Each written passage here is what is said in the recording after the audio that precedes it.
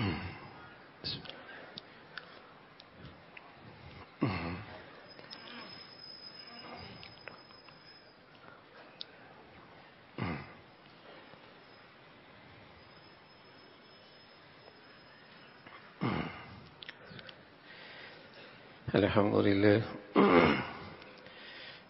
لله والصلاة والسلام على سيدنا محمد وعلى آله وأصحابه أجمعين. الحمد لله والصلاة والسلام على سيدنا محمد وعلى آله وأصحابه أجمعين. أما بعد، فأعوذ بالله من الشيطان الرجيم. بسم الله الرحمن الرحيم. يا أيتها النفس المطمئنة ارجعي إلى ربك راضية مرضية فادخلي في عبادي وادخلي جنتي. صدق الله العظيم. اللهم صل على سيدنا محمد النبي الأمي وعلى آله وأصحابه وسلم. میں مطالعہ کر رہا تھا تو دوران مطالعہ میرے پیش نظر یہ بات تھی کہ میں یہ بات کروں گا، چونکہ اللہ رب العزت کا فضل ہوا ہے کہ جب سے یہاں آپ کے ہاں بات کرنے کا موقع ملتا ہے تو 2 رکعتیں پڑھ لیتا ہوں، اور اس میں اللہ سے یہ کہتا ہوں کہ اللہ وہ کہلا دے جو میرے لیے بھی اور سننے والوں کے لیے بھی مفید ہو. سالہ سال سے الحمدللہ یہ معمول ہے، اور کبھی ایسا ہو کہ وہ 2 رکعت پڑھنے کا موقع نہ ملے تو 2 چند منٹ بیٹھ کے دعا کر لیتا ہوں اسی کے لیے. تو میں مطالعے کے دوران ایک چیز سوچ رہا تھا، اس پہ بات کروں، لیکن باہر میں نے جنازہ دیکھا تو میں نے سوچا اس پہ بات کر لوں.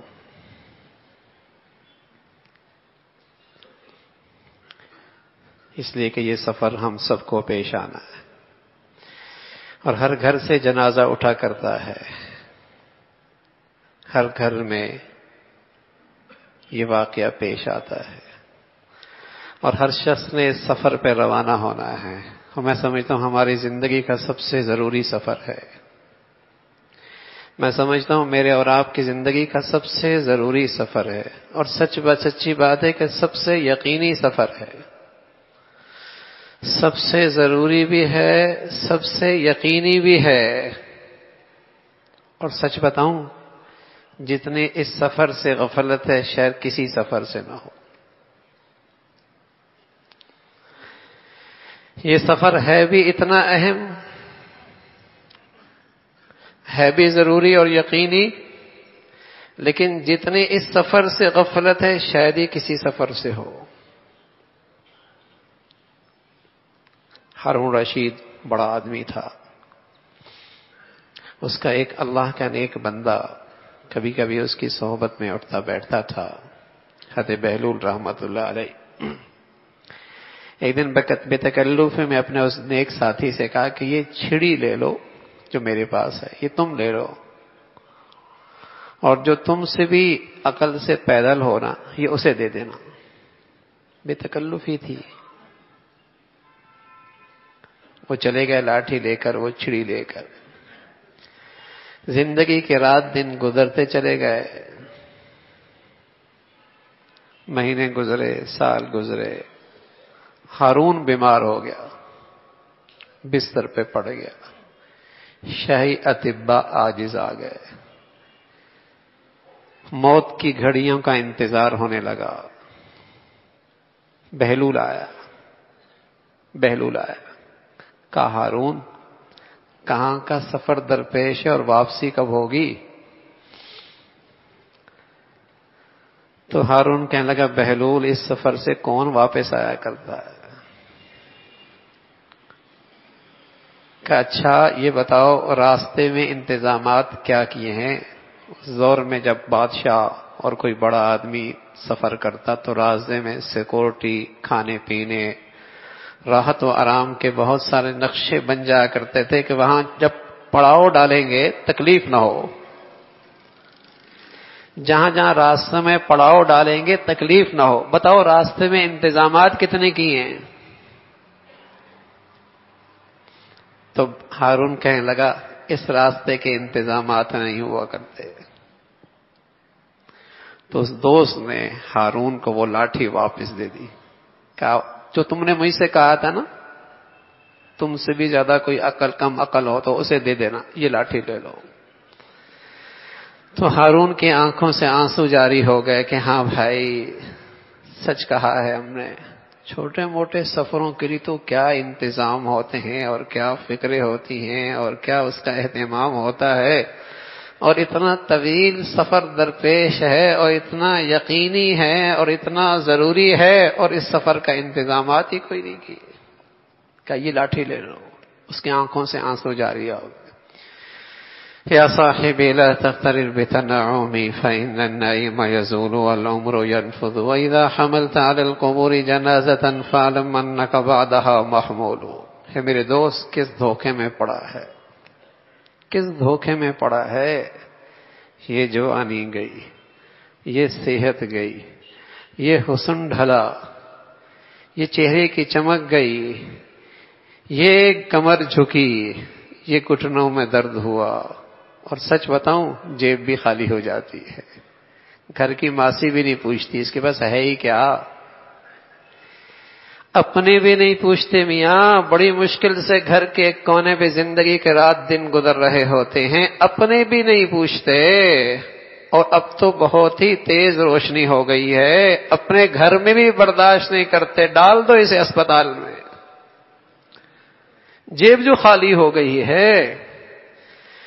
یا صاحب لا تغترر بتنعمی فإن النعیم یزول والعمر ينفذ وإذا حملت على القبور جنازة فاعلم أنك بعدها محمول۔ ارے میرے دوست، کس دھوکے میں ہے، کون ہمیشہ یہاں رہا ہے، کون سدا یہاں صحت مند اور جوان رہا ہے، کون ٹھاٹ باٹ سے ہمیشہ رہا ہے میاں، یہ سب ڈھل جانے والی چیزیں ہیں، یہ عہدے بھی گئے، یہ اسٹیٹس بھی گیا، یہ واہ واہ بھی گئی، یہ کر و فر بھی گیا، یہ محلات بھی گئے، یہ سب اجڑ جایا کرتے ہیں۔ یا صاحبی لا تغترر بتنعمی فإن النعیم یزول والعمر ينفذ وإذا حملت على القبور جنازة۔ جب دیکھو نا کسی جنازے کو دنیا والے اسے کندھے پہ اٹھا کے لے کے جا رہے ہیں، ایک لمحے اس نظر سے بھی ڈالو، دنیا والے اس سواری پہ کل تمہیں بھی سوار کر کے لے جائیں گے۔ وَإِذَا حَمَلْتَ عَلَى الْقُبُورِ جَنَازَةً فَاعْلَمْ أَنَّكَ بَعْدَهَا مَحْمُولٌ۔ کل تم نے بھی اسی سواری پہ سوار ہونا ہے۔ پرسوں میرا ایک ساتھی نوجوان کہنے لگا 44 سال کا ایک سونار، 44 سال کا سونار دکان سے نکلا وہیں گر گیا۔ اس کے لیے بڑھاپا شرط نہیں میاں، اس کے لیے بوڑھا ہونا شرط نہیں ہے، اس کے لیے ہسپتالوں میں جانا شرط نہیں ہے، اس کے لیے 60-70 سال کی گنتی ضروری نہیں ہے۔ ارے میاں دفتر گیا واپس کوئی نہیں آیا، دکان گیا واپس کوئی نہیں لوٹا، سویا صبح کوئی نہیں اٹھا، میاں چلا گیا نا۔ ارے میاں ایسی صحت تھی، ایسی جوانی تھی، ایسے اس کی زندگی کا کھانوں کا اور پینوں کا اور جسے کہیں کہ صحت کا اتنا اہتمام تھا میاں، وہ گھڑی آ گئی، چل گیا، رخصت ہو گیا، وہ رخصت ہو گیا، وہ گھڑی آ گئی۔ اب اسرائیل کہنے لگے اللہ میاں بڑی بھاری ذمہ داری دی ہے کہ فلاں کی روح قبض کر لو اور فلاں کی بچے کی جان لے لو، لوگ تو مجھے کوستے رہیں گے، مجھے کوستے رہیں گے۔ اللہ نے فرمایا اسرائیل مرنے کے اتنے بہانے بنا دوں گا کسی کا تیری طرف خیال ہی نہیں جائے گا۔ یہ ڈینگی ہو گیا تھا، یہ برین ہیمریج ہو گیا تھا، یہ کینسر آخری اسٹیج پہ تھا، ارے اسے ایکسیڈنٹ ہو گیا تھا، ارے اسے اندھی گولی لگ گئی تھی، ارے میاں ہارٹ اٹیک ہو گیا تھا، ارے میاں یہ سارے بہانے ہیں۔ سچ کیا ہے؟ اذا جاء اجلها لا يستأخرون ساعة ولا يستقدمون۔ جو اماں کی پیٹ سے وہ گھڑی لکھ کے لایا ہے وہ گھڑی آ گئی ہے، وہ گھڑی آ گئی ہے بھائی۔ اذا جاء اجلها لا يستأخرون ساعة ولا يستقدمون، نہ آگے نہ پیچھے، وہ وقت آ گیا ہے۔ ابو ہریرہ رضی اللہ عنہ کھڑے تھے، سامنے سے ایک جنازہ گزرا، سامنے سے جنازہ گزرا. نوجوان کہنے لگا ابو ہریرہ یہ کس کا جنازہ ہے؟ کہا بیٹے تیرا جنازہ ہے. ویسے بھی مرنے کی باتیں کہاں اچھی لگتی ہیں آج کل. کہا یار یہ بس مولوی تو مرنے کی باتیں کرتے ہیں. حالانکہ ہم مرنے کی باتیں نہیں کر رہے، ہم تو اصلی وطن کی باتیں کر رہے ہیں. یہاں ٹرسٹی ہیں اپنے گھر جانے کی باتیں کر رہے ہیں، یہاں ٹرسٹی ہیں اپنے گھر جانے کی بات کر رہے ہیں، یہاں تو عارضی ہیں اپنے وطن جانے کی باتیں کر رہے ہیں بھائی. لیکن مرنے کے تذکرے اچھے کہاں لگتے. کہا ابو ہریرہ کس کا جنازہ ہے؟ کہا بیٹے تیرا جنازہ ہے. پیشانی پہ بل آ گئے، چہرے پہ ناگواری ہے. ابو ہریرہ سمجھ گئے میری بات اچھی نہیں لگی نوجوان کو.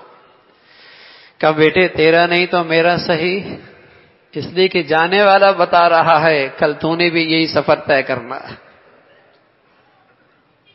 جانے والا بتا گیا ہے یہ سفر تو نے بھی طے کرنا ہے.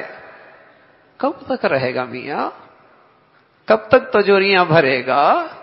ایک نوجوان نے نا گھر بنایا، بہت شاندار شاہانہ گھر بنایا.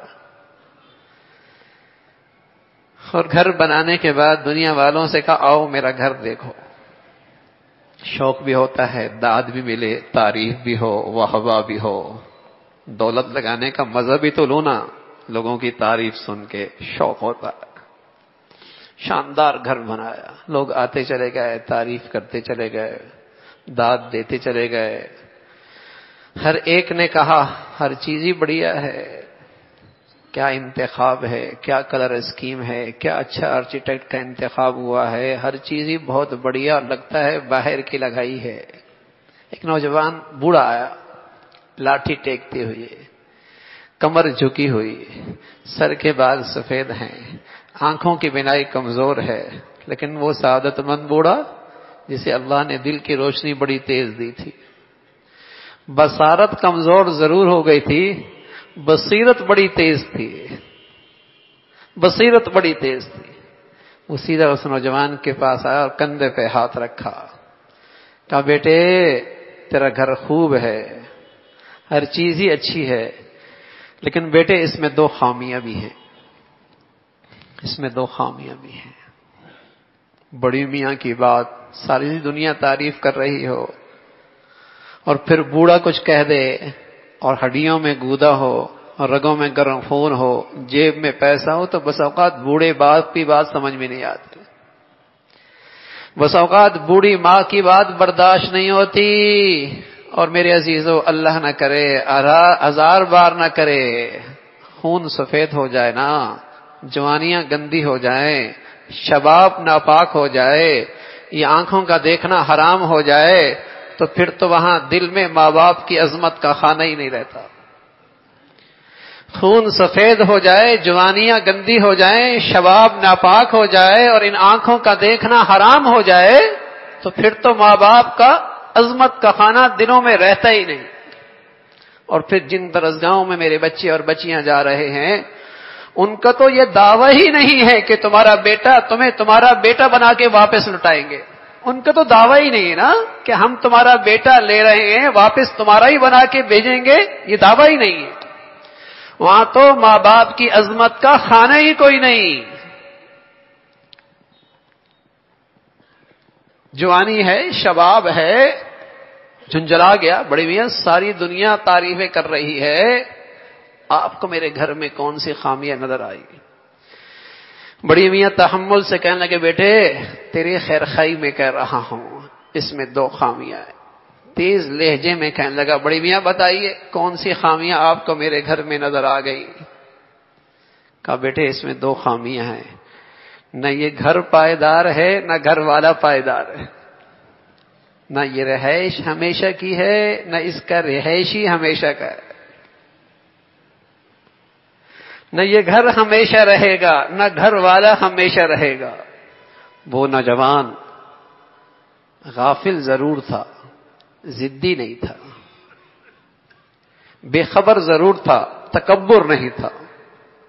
وہ نوجوان غافل ضرور تھا، ضدی نہیں تھا، بے خبر ضرور تھا، تکبر نہیں تھا. آنکھوں سے آنسو جھلک پڑے، آنکھوں سے آنسو جاری ہو گئے، کہنے کہ بڑی میاں مجھ سے غلطی ہو گئی، مجھ سے غلطی ہو گئی، کوئی ایسا گھر بتائیے نا، گھر بھی پائیدار ہو، گھر والا بھی پائیدار ہو، کوئی ایسا بھی گھر ملے گا جس پہ صلاحیتیں لگائی جائے نا، جس کی خاطر زندگیاں لگائی جائے نا، جس کی خاطر زندگی کی پونجی لگائی جائے نا، جسے سامنے رکھ کر محنت اور مشقت اٹھائی جائے نا، مزہ آئے نا وہاں، کہ گھر بھی ہمیشہ کا ہے، گھر والا بھی ہمیشہ، کوئی ایسا بھی ہے؟ کہاں ہم بیٹے، کوئی سوسائٹیاں ایسی بھی ہیں، کچھ گھر بھی ایسے ہیں جہاں گھر والا بھی ہمیشہ کا ہے، گھر بھی ہمیشہ کے ہیں، اور اس کے کچھ نقشے بھی میرے پاس ہیں، اس کی کچھ تصویریں بھی میرے پاس ہیں۔ ان المتقین فی مقام امین فی جنات وعیون یلبسون من سندس واستبرق متقابلین كذلك وزوجناهم بحور عین يدعون فيها بكل فاكهة آمنين لا يذوقون فيها الموت إلا الموتة الأولى ووقاهم عذاب الجحیم۔ بیٹے ایک تصویر اور بھی ہے، ان للمتقین مفازا حدائق واعنابا وكواعب اترابا وكأسا دهاقا لا يسمعون فيها لغوا ولا كذابا۔ بیٹے اس کا ایک نقشہ اور بھی ہے، لا يسمعون فيها لغوا ولا كذابا جزاء من ربك عطاء حسابا۔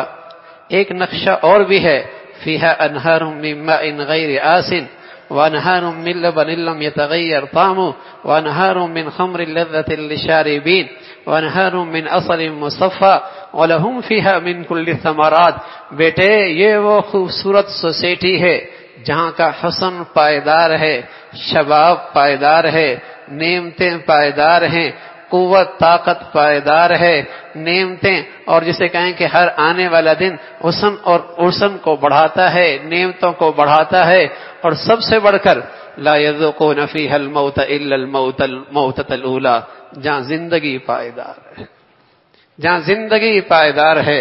اور رسول اللہ صلی اللہ علیہ وسلم اس کی تصویر یوں پیش کرتے، اللہم لا عیش الا عیش الاخرہ، اللہم لا عیش الا عیش الاخرہ، اے اللہ زندگی تو کل کی زندگی ہے جو ہمیشہ کی زندگی ہے۔ تو میرے عزیزو، یہ واقعات میرے اور آپ کے گھر کے اندر بھی ہو چکے ہیں۔ یہ کیا ہے؟ یہ دستک دے کے جانے والا دستک دے کے جاتا ہے، یہ جانے والا پیغام دے کے جاتا ہے، یہ جانے والا خبر دے کے جاتا ہے۔ اولم نعمرکم ما یتذکر فیہ من تذکر وجاءکم النذیر، اولم نعمرکم ما یتذکر فیہ من تذکر وجاءکم النذیر۔ جب یہ انسان کل اپنی کیے پہ افسوس کرے گا، اسے یہی کہا جائے گا، کیا نصیحت کرنے والا نہیں آیا تھا؟ نذیر تیرے گھر میں نہیں آیا تھا؟ اور مفسرین نے لکھا نذیر یہی ہے، پوتا آ گیا ہے نا، دادا دیکھ لے بھائی کوئی اور آ چکا ہے، ابا چلا گیا نا، بیٹا دیکھ لے میری باری بھی اس سفر کی آنے والی ہے۔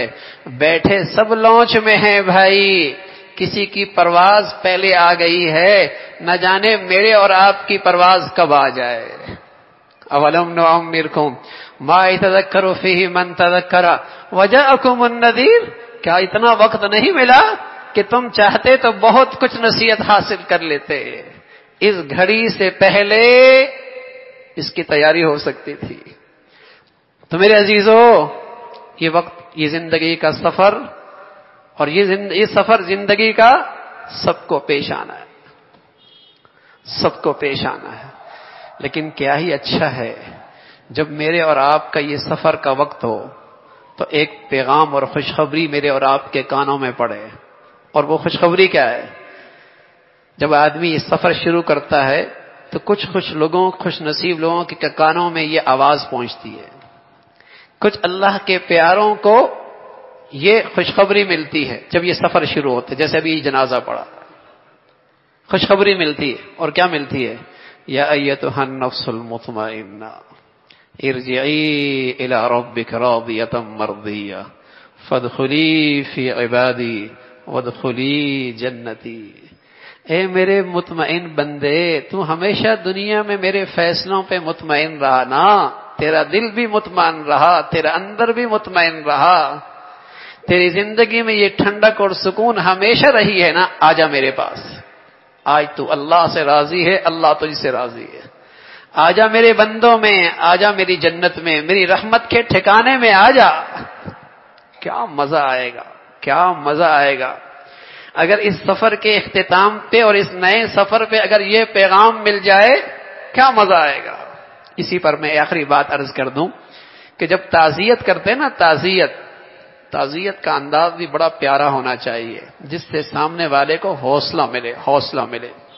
حضرت عباس کا انتقال ہوا، حضرت عبداللہ بیٹے تھے، حضرت عباس کا انتقال ہوا، عبداللہ بیٹے تھے، ایک دیہاتی آیا اور کہنے لگے عباس، عبداللہ بیٹے تو سید زادہ ہے، تیرے حوصلے سے ہم حوصلہ پایا کرتے ہیں، تیری ہمت سے ہمیں ہمت ملا کرتی ہے، پتہ ہے تیرے ابا کہاں گئے ہیں، پتہ ہے تیرے ابا کہاں گئے ہیں، ساری زندگی بھی تو ان کے لیے راحت و آرام کے نقشے بناتا، تو انہیں وہ راحت نہ پہنچا سکتا جو راحت انہیں آج مل رہی ہے،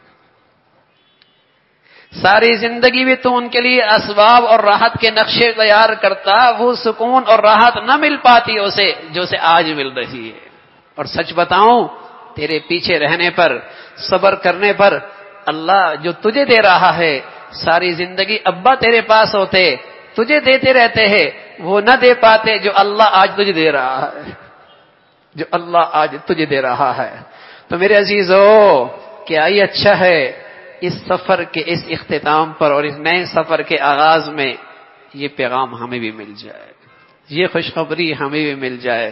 آسان سا ایک نسخہ عرض کر دیتا ہوں، رات کو سونے سے پہلے بھائی جب بستر پہ جاؤ نا، چند لمحوں کے لیے دل کی سچی ندامت کے ساتھ اپنے اللہ سے معافی مانگ لیا کرو۔ اس سفر کی کامیابی کے لیے اس سے آسان نسخہ نہیں ہو سکتا، اس سفر کی کامیابی کے لیے اس سے آسان نسخہ نہیں ہو سکتا۔ رات سونے سے پہلے چند لمحے کے لیے سچی دل کی ندامت کے ساتھ اللہ سے معافی مانگ لیا کرو۔ دیکھو کیا ہوگا، دو باتوں میں سے ایک چیز ضرور ہوگی، یا تو اللہ کی نافرمانیاں ہی زندگی سے نکل جائیں گی، اور اگر رہ بھی گئی تو ایک دن کی رہ جائیں گی نا، اللہ ویسے ہی معاف فرما دیں گے، اللہ ویسے ہی معاف فرما دیں گے۔ اللہ بھائی ہمیں اس گھڑی سے پہلے صحیح تیاری اور سچی فکر نصیب فرما دے، وآخر تیاری اور سچی فکر نصیب فرما دے، وآخر تیاری اور سچی فکر نصیب فرما دے، وآخر تیاری